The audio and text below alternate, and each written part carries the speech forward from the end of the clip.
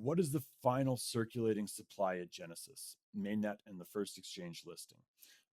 Second part of the question, if demand grows fast, what reduces supply pressure or increases scarcity over time? So another great question, and I'll start with answering part one, which is the circulating supply. So the total supply is a bounded 50 billion PYRAX.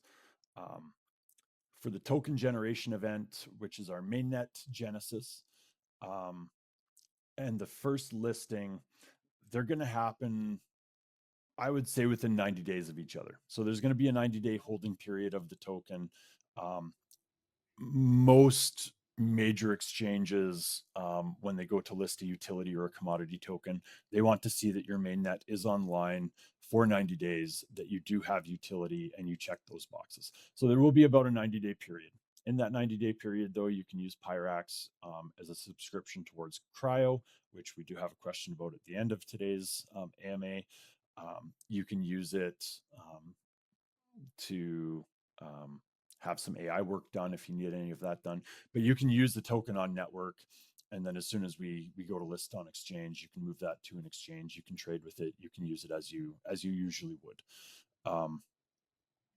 So there isn't a separate larger number for each. The initial circulating supply at launch is 27.1 billion PYRAX, and that's made up of 25 billion, which is the entire Genesis allocation, the 20 billion purchased plus the 5 billion bonus, and that's all unlocked at launch with no vesting. What you pay for is what you get when you pay for it. We have 2 billion in liquidity. That's part of the ecosystem pool for exchange and DEX liquidity at launch time. And then we've got 0.1 billion, and that's the initial treasury unlock. Everything else is locked or earned over time. So mining, 12.5 billion. It's minted block by block over 26 years. The AI compute pool, 4 billion, is metered out as providers do work. The team and advisors, that fund is 2.5 billion. That's fully locked for a 24-month cliff, and then it's vested over 36 months. The rest of the ecosystem and DAO pools release on schedules. So 54% is liquid at launch, and the rest enters gradually. So it's a pretty high public float. And of course, all of the team founders were all locked up.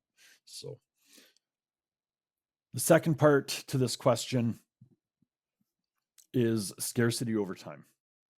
Several mechanisms push towards scarcity as the network grows.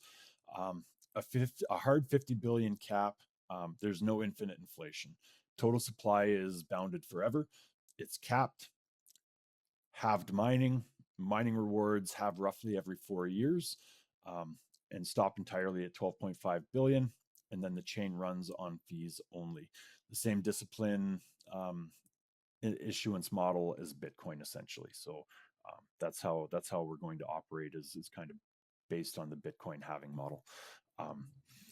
A fee burn that grows with usage. So 25% of every transaction's base fee is burned, permanently removed from the supply. The more the network is used, the more PYRAX is destroyed. So real adoption creates ongoing deflationary pressure. Staking locks the supply. So validators are going to have to lock up at least 100,000 PYRAX. And then there's a 7-day unbonding delay when you go to remove your staked tokens. Staked coins are out of circulation while they secure the chain. And then we've got vesting and metering. It keeps the team and the AI pool tokens off the market until they're earned, and then unspent AI pool funds, they roll back to the DAO rather than flooding the supply.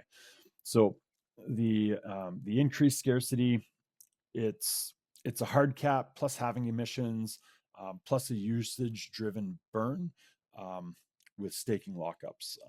So, again, none of this is a price promise. It's our supply mechanics.